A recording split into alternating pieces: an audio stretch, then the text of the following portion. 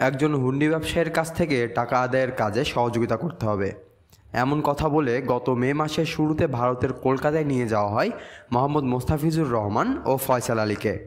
দুজনের পাসপোর্ট করে দেওয়া এবং কলকাতার একটি হোটেলে তাদের থাকার ব্যবস্থা করে দেন সংসদ সদস্য আনোয়ার আজিম খুনের মূল পরিকল্পনাকারী হিসেবে চিহ্নিত আখতারুজ্জামান ওরফে শাহিন। আনোয়ার আজিম যে সংসদ সদস্য সেটি জানতেন না মোস্তাফিজুর ও ফয়সাল। খুনের পর এ নিয়ে ব্যাপক আলোচনা শুরু হলে আনোয়ার আজিমের সংসদ সদস্য পরিচয়ের বিষয়টি জানতে পারেন তারা। ঢাকা মহানগর গোয়েন্দা পুলিশ ডিবি সূত্রে এসব তথ্য জানা গেছে। খুনের ঘটনায় গ্রেপ্তার হওয়ার পর দুজনকে 6 দিনের রিমান্ডে নিয়ে গত বৃহস্পতিবার থেকে জিজ্ঞাসাবাদ শুরু করেছে ডিবি। মোস্তাফিজুর ও ফয়সালের বাড়ি খুলনার ফুলতলায়।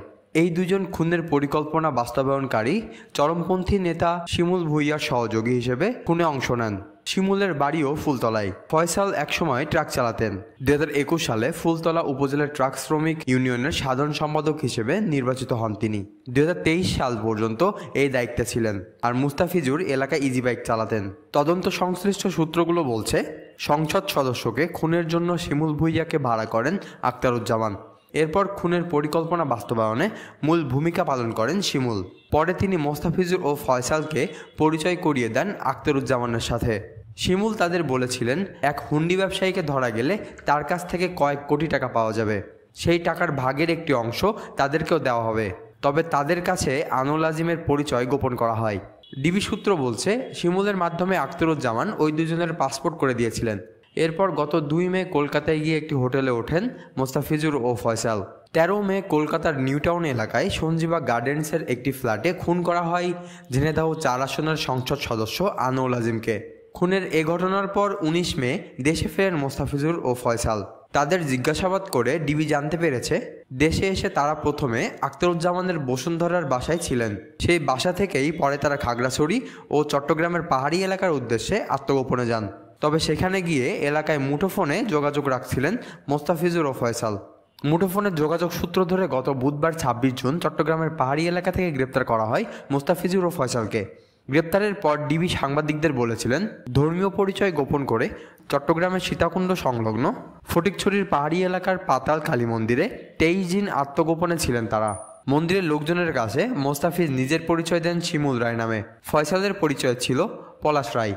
তারা যে খুনের মামলার আসামি কিংবা হিন্দু সম্প্রদায়ের লোক নন তা বুঝতে পারেননি সেখানকার কেউই। সংসদ সদস্য আনোয়ার আজিম খুনের ঘটনায় এখন পর্যন্ত 9 জন গ্রেপ্তার হয়েছেন। এদের মধ্যে 2 জন গ্রেপ্তার হয়ে ভারতে আছেন। ডিবি বলছে, খুনের ঘটনায় সরাসরি জড়িত ছিলেন 7 জন। তারা হলেন শিমুল ভূঁইয়া ও তার ভাতিজা তানভীর ভূঁইয়া, শিলাস্তি রহমান, মোস্তাফিজুর ও ফয়সাল। অন্য 2 জন হলেন কসাই জিয়াদ হাওলাদার ও মোহাম্মদ সিয়াম হোসেন। তারা ভারতের কলকাতায় পুলিশি হেফাজতে রয়েছেন। এর বাইরে ঝিনাইদহ জেলা আওয়ামী লীগের সাধারণ সম্পাদক সাইদুল করিম মিন্টু এবং একই কমিটির ত্রাণ ও সমাজ কল্যাণ সম্পাদক কাজী কামাল আহমেদ ওরফে বাবুকে গ্রেপ্তার করেছে ডিবি। খুনের ঘটনায় অপরাধ স্বীকার করে আদালতে জবানবন্দি দিয়েছেন কাজী কামাল সহ 4 জন। অন্য 3 জন হলেন শিমুল ভূঁইয়া, তানভীর ভূঁইয়া ও শিলাস্তি রহমান। মামলার তদন্তের বিষয়ে ডিবির কর্মকর্তারা বলেছেন, খুনের ঘটনায় সরাসরি জড়িত 7 জনকে গ্রেপ্তারের পর জিজ্ঞাসাবাদে পুরো ঘটনার একটি চিত্র পাওয়া গেছে। তবে খুনের মূল উদ্দেশ্য সম্পর্কে এখনও পরিষ্কার কোনো ধারণা পাওয়া যায়নি। যুক্তরাষ্ট্রে পলাতক আরেক আসামি আখতারুজ্জামানকে দেশে ফেরত এনে জিজ্ঞাসাবাদ করা গেলে সংসদ সদস্য খুনের মূল কারণ বেরিয়ে আসবে। এখন পর্যন্ত যেসব তথ্য পাওয়া গেছে তাতে এটি নিশ্চিত যে খুনের মূল পরিকল্পনাকারী তিনিই। আখতারুজ্জামানের বাড়ি ঝিনাইদহের কোটচাঁদপুরে। তিনি সীমান্ত এলাকায় হুন্ডি ও সোনা চোরাচালান সহ বিভিন্ন ধরনের অবৈধ ব্যবসায় জড়িত বলে আইন শৃঙ্খলা রক্ষাকারী বাহিনীগুলোর কাছে তথ্য রয়েছে। ডিবির তথ্য অনুযায়ী সংসদ সদস্য আনোয়ার আজিম খুন হওয়ার পর 20 মে আখতারুজ্জামান ঢাকা থেকে প্রথমে দিল্লি যান। সেখান থেকে নেপালের কাঠমান্ডুতে যান তিনি। এরপর দুবাই হয়ে যুক্তরাষ্ট্রে চলে যান। কয়েক বছর আগে তিনি যুক্তরাষ্ট্রের নাগরিকত্ব পেয়েছেন।